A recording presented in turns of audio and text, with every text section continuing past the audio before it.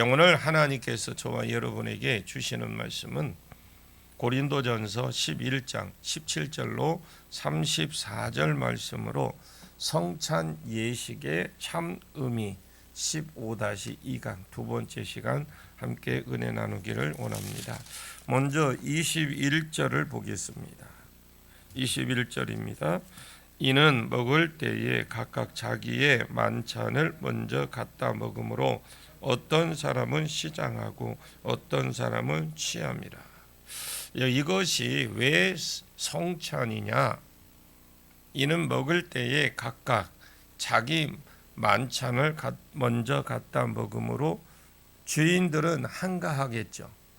그러나 이런 사람들은 심지어 아덴에는, 그러니까 아덴이라는 지역이 있어요. 아덴에는 하루 종일 새로 된 철학을 듣는 걸 말고는 시간을 안 쓴 그룹들이 있습니다. 철학.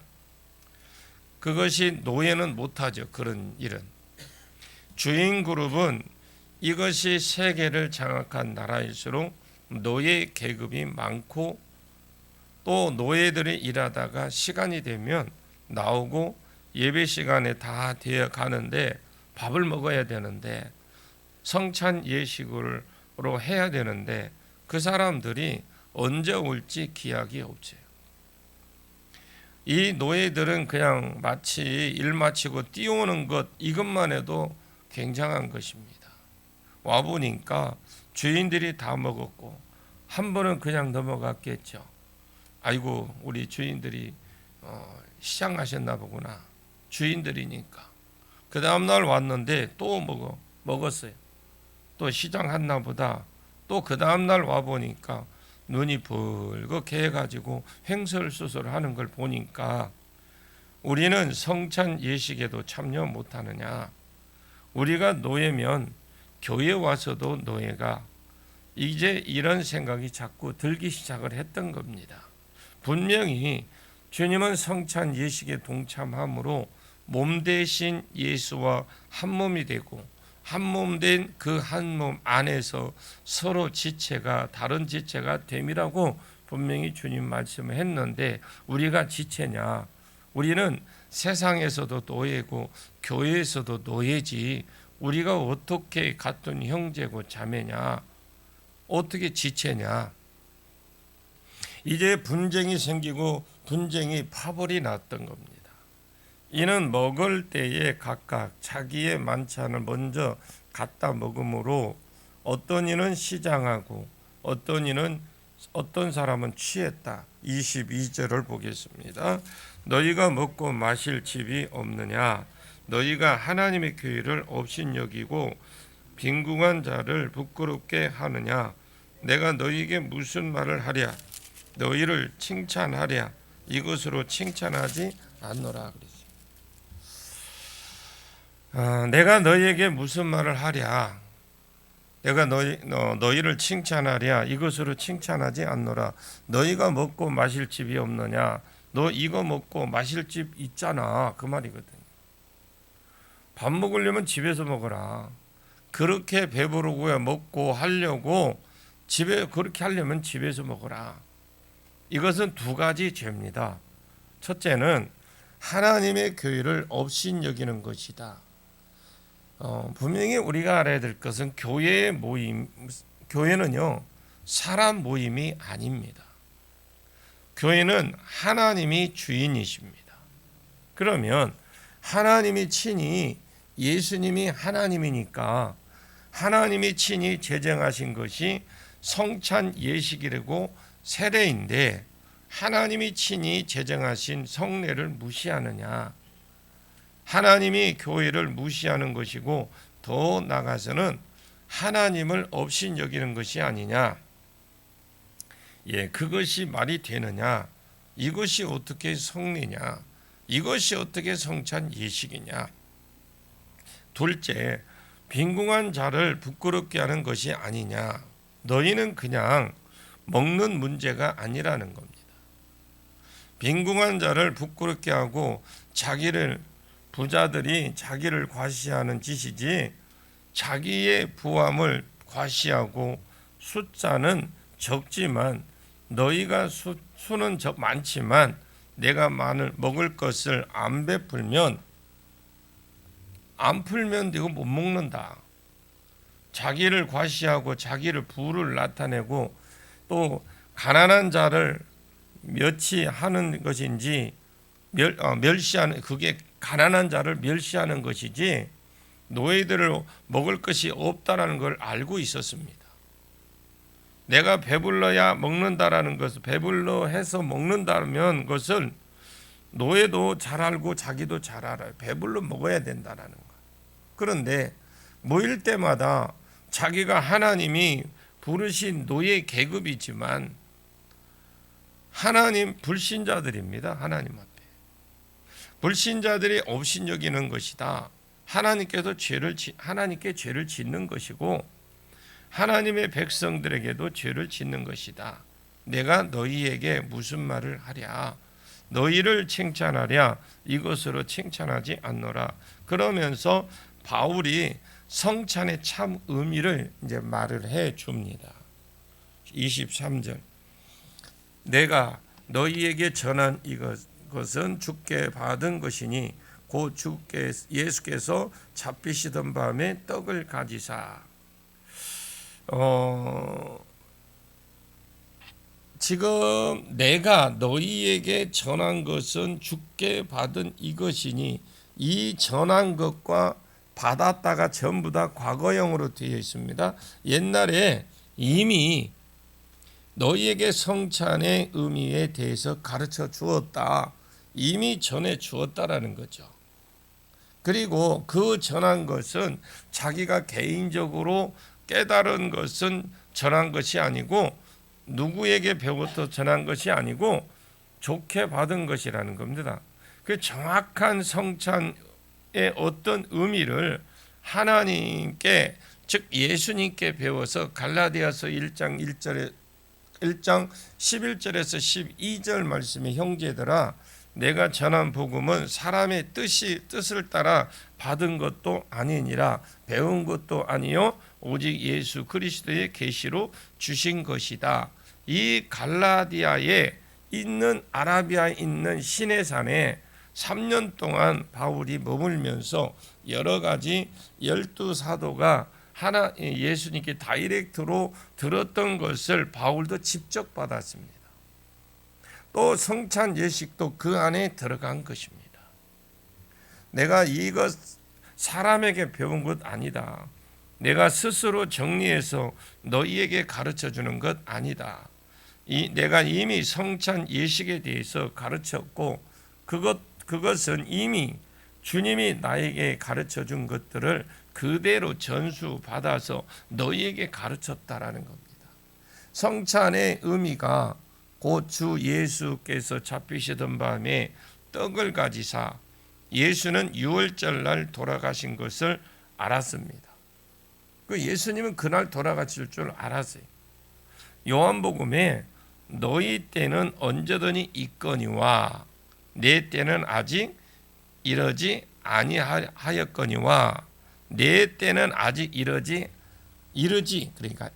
아니했거니와 그렇죠. 이르지.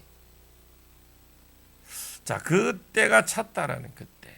자꾸 주님이 요한복음에 때에 대해서 말을 합니다. 예수는 가이사 빌립보에서 너희 사람들이 나를 누구라더냐? 베드로는 주는 그리스도십니다. 그때로부터 이들이 드디어 내가 제 문제를 해결하러 온 그리스도인 줄 알았구나.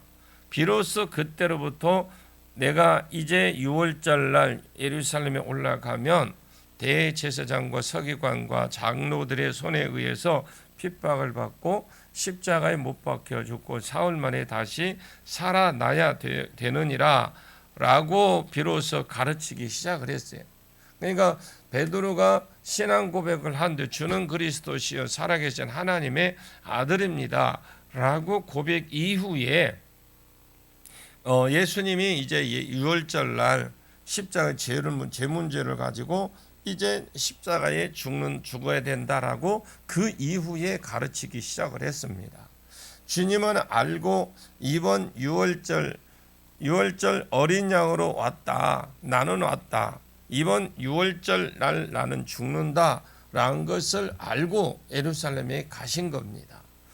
아시고 오늘 밤 잡힐 줄 아시고 일부러 또 예수는 늘 그곳에서 주무셨으니까 잡히실 수 있도록 겟세마네 동산으로 가기 전에 너희와 이 유월절 음식을 먹기를 고대하고 기다리고 계셨습니다.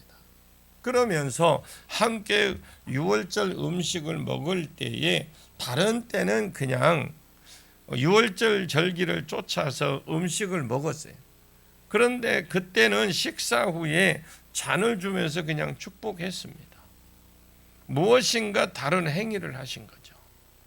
떡을 가져서 축사하시고, 이 축사라는 건 축복하셨다라는 말이 아니고 귀신을 쫓아냈다라는 말은 더군다나 아니고요.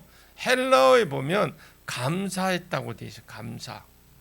축사했다라는 말은 주님이 드시고 축사했다는 감사, 하나님께 감사. 하나님 아버지, 내가 이렇게 성찬을 나눌 수 있도록 감사 기도를 드렸다라는 거죠. 감사하시고 떼어 이르시되, 이러니까 한 덩이를 떼어 주었다라는 겁니다. 떼어 주면서 이것은 너희를 위하는 내 몸이니, 너희가 죽어야 될 사람인데 죄로 인하여서 이 떡을 떼어 주면서 이것을 너희를 위한 내 몸이 그러니까 멀쩡하신 주님의 몸이 너희를 대신해서 찢어질 것을 말하라는 거죠. 그래서 이것은 너희를 대신하는 내 몸이니 이것을 행하여 나를 기념해라. 예수님이 첫 성찬식을 보여줬고 앞으로도 너희도 현재형이니까 계속 진행해 돼야 될 것입니다. 너희도 이것을 계속해서 행하라는 겁니다. 행해서 나를 기념하라는 거죠. 무슨 날에? 유월절 날에 이제 유월절 기념하지 말고 나를 나가 아니고 그 날을 기억하라는 거예요. 이스라엘은 유월절이라면 이스라엘의 유명한 7대 절기가 있습니다. 그 중에서 핵심 절기가 3대 절기인데 그 3대 절기 중에서 하나가 유월절입니다. 유월절은 어린 양 고기를 먹고 그 피에 문설주와 임방에 바름으로 애굽왕 바로의 손에서 해방이 되고 애굽의 손에서 해방되던 날이 유월절입니다. 이 이스라엘은 유월절하면 해방되던 날, 우리가 국가를 이루고 독립된 날 이렇게 생각을 해요. 그 날을 모형이라는 거죠. 골로새서 2장 16절 17절에 그러므로 먹는 것과 마시는 것과 월삭과 절기와 안식일을 안 지킨다고 너희를 비난하지 못하게 해라. 이런 것들은 장래의 일의 그림자나 몸은 그리스도의 것이니라. 내가 유월절 날 너희를 대신해서 죽음으로 너희가 죄와 사탄의 손에서 죄타고 왕노릇하는 하고 있는 사탄의 손에서 모형일 뿐이다. 그래서 지금까지는 그 모형으로 지켜왔다면 이제 오늘 의미도 많이 있겠지만 핵심, 떡의 핵심, 어미라고 할 수 있겠죠. 어미. 자, 25절을 봅니다. 시작. 식후에 또한 그와 같이 잔을 가지시고 이르시되 이 잔은 내 피로 세운 새 언약이니 이것을 행하여 마실 때마다 나를 기념하라 하시니. 자, 여기에 식후는 떡을 먹은 후라고 보셔야 돼요. 그래서 떡을 먹은 후에 이와 같이 잔을 가졌다, 이 말은 감사하고 떡을 나누어 주신 것처럼 똑같다는 말이에요. 여기서도 감사하고 잔을 나누어 줬다. 이 잔은 빈 잔을 말하는 것이 아니라 포도주가 들어있는 잔을 가지시고 이르시되 이 잔은 내 피로 세운 잔의 의미를 말하죠. 이 잔은 다르게 말하면 이 피는 내 피로 세운 새 언약이다. 이 새 언약이다 이 말은 옛 언약을 배경을 깔고 하는 말이에요.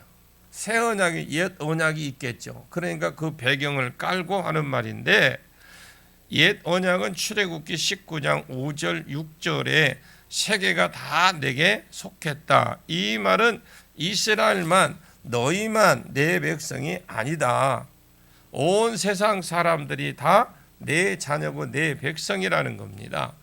하나님이 창조하셨으니까 또 아브라함의 세 번째 약속이 이스라엘을 먼저 부르신 것이 이 사람들을 염두해 두고 부르신 것이니까 세계가 다 내게 속하였으니 너희가 내 말을 잘 듣고, 이 듣는다 이 말은 쉐마라는 말이고, 아니면 샤마라는 말은 듣고 사는 것을 말합니다. 그냥 이스라엘아 들으라, 이 말은 그냥 내가 말할 테니까 너희는 들으라 이 말이 아닙니다. 살라는 거예요. 살라고. 들었으니까 살아라.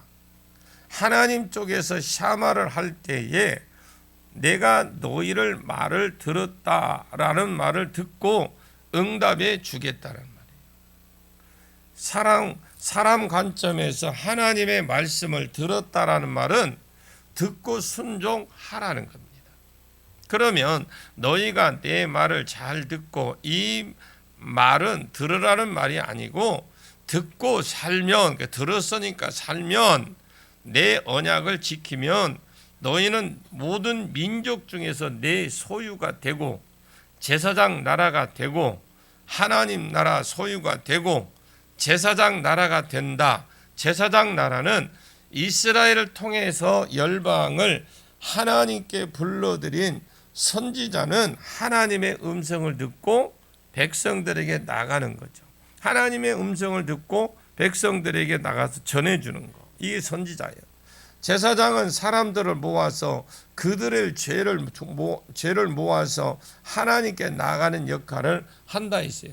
이 제사장들은 죄를 진 사람이 짐승을 끌고 오면 그 짐승에다가 본인이 안수를 하고 난 이후에, 그리고 잡아서 제사장이 그것을 죄를 대신해서 제사를 드려주잖아요. 그런 역할을 합니다. 제사장 나라는 나라들을 모아서 하나님께로 구속사에 수종들면 세 번째가 천하 만민이 복받는 대로 돌아오는 것이기 때문에 제사장 나라로 삼을 것을 염두에 두고 이스라엘을 부른 것이다 말입니다. 이것이 조건부예요.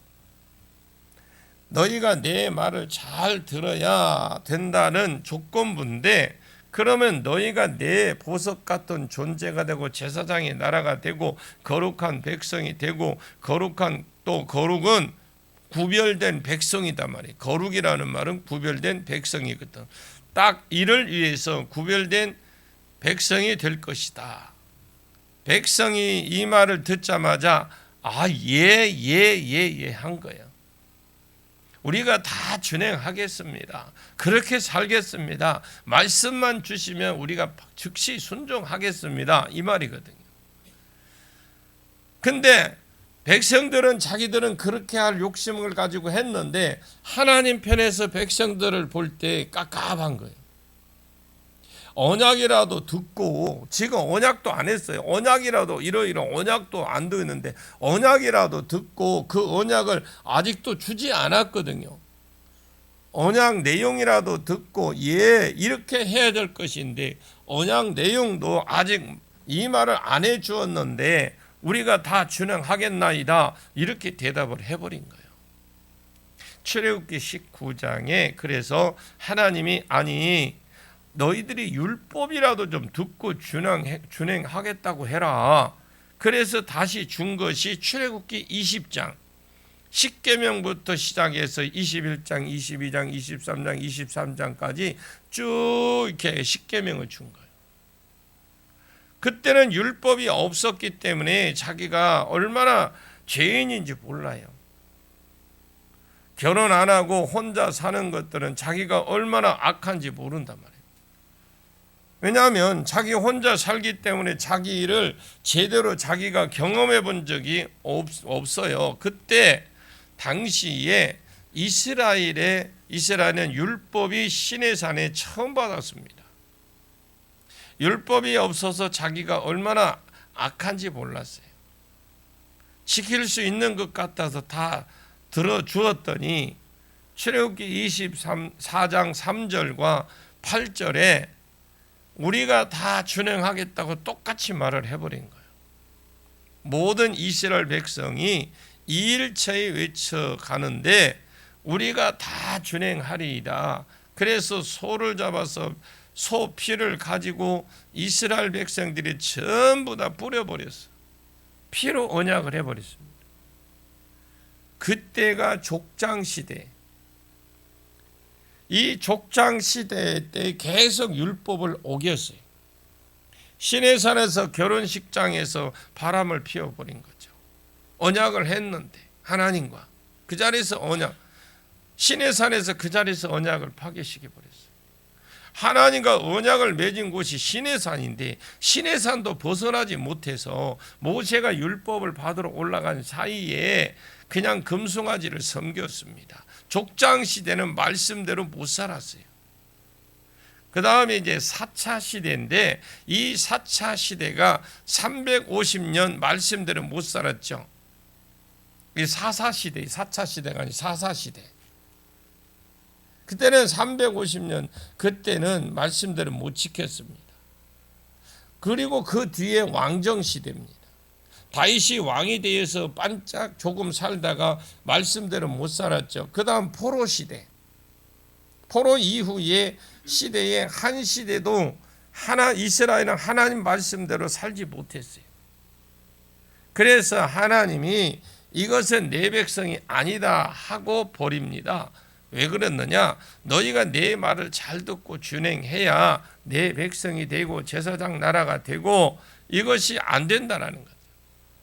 그리고 나서 세월이 지나서 주님이 예레미야를 통해서 새 언약 하나를 주셨는데 그게 예레미야 31장 31절에 보라 날이 이르리니 내가 이스라엘 집과 유다 집에 새 언약을 맺겠다.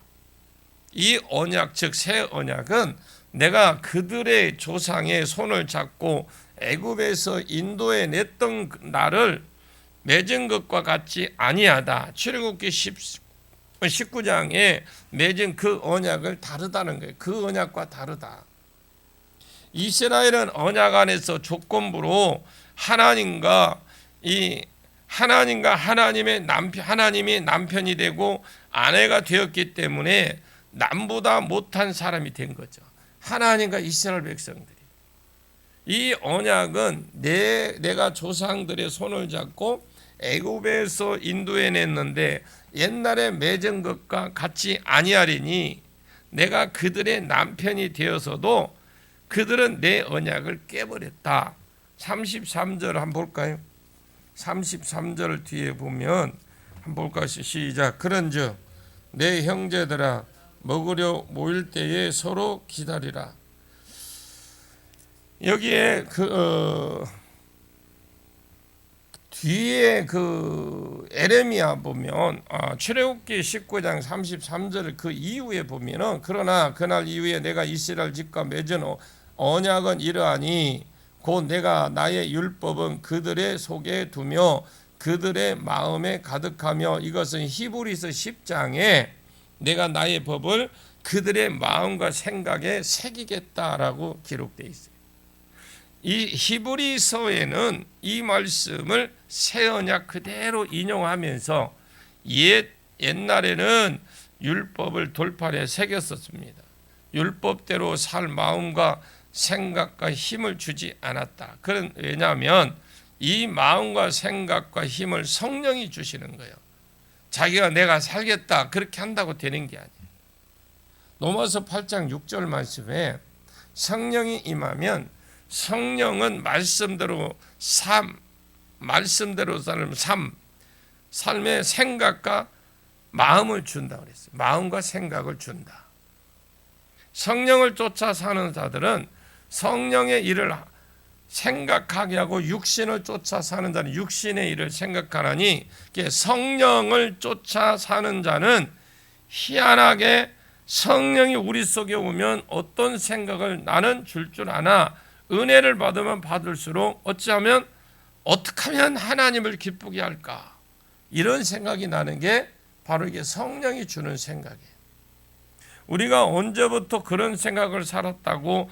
육신을 쫓는 자는 육신의 일을 생각하고 성령을 쫓아 사는 자는 성령의 일을 생각하니, 그 성령을 받으면 어떤 일이 일어나느냐? 말씀대로 살 마음과 생각이 일어나는 거예요. 자꾸 성경이 보고 싶고, 예배가 드려지고 싶고, 기다려지고, 기도가 자꾸 하고 싶고, 또 하나는 찬양을 자꾸 하고 싶고, 또 자꾸 전도도 하고 싶고, 이게 성령이 하시는 일이에요.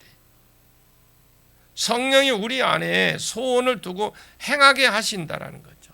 빌립보서 2장 12절에서 13절에 우리 안에 내 생각인 것 같이 소원을 일으켜야 우리 교회가 예수 시대에 풀어졌던 말씀과 우리 교회가 예수 시대에 풀어졌던 권능이 같이 풀어졌으면, 이런 소원이 아닌데 마치 내 소원인 것처럼 자꾸 성령이 일으키시니까 내가 하고 싶어서 하니까 해지는 거예요.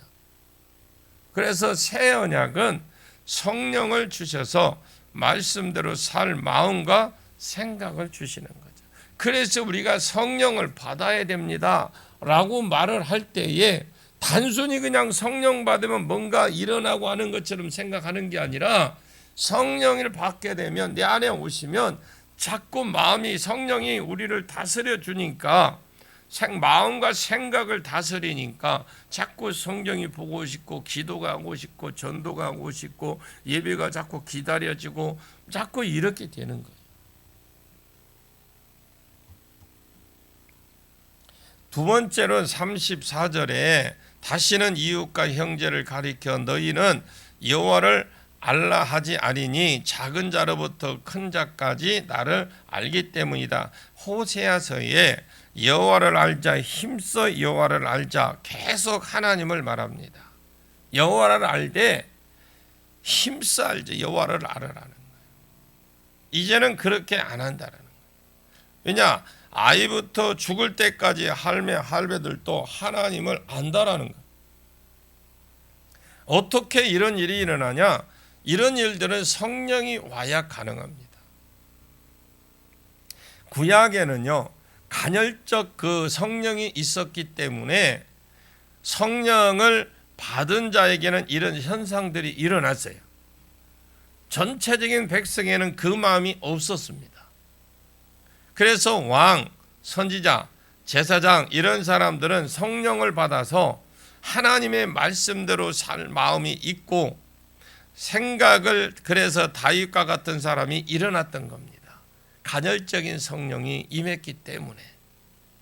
그런데 대부분 백성들은 성령을 거두어진 시대이기 때문에, 간헐적 성령 시대이기 때문에 이 마음이 없었던 겁니다. 그래서 말씀대로 사는 시대가 없었어요. 그런데 말세가 되면 죄가 해결되어야 죄 문제에 떠난, 그러니까 예수가 와서 죄 문제를 해결해야, 죄 때문에 이 성령이 떠났거든요. 성령이 떠나게 되면 죄가 해결돼야 성령이 온다라는 거예요. 그래서 우리가 가장 먼저 우리가 사역을 하고 있지만, 먼저 말씀이 풀어지고 말씀을 통해서 죄 문제가 해결이 돼야 그 역사가 일어나는 겁니다. 그냥 단적으로 그냥 성령의 역사 그곳에 일어나겠지만, 일시적으로 성령의 역사가 나타나기는 나타나는데, 그 개인적으로 정말 다 성령이 임했느냐가 문제죠. 그렇지 않다라는 거죠.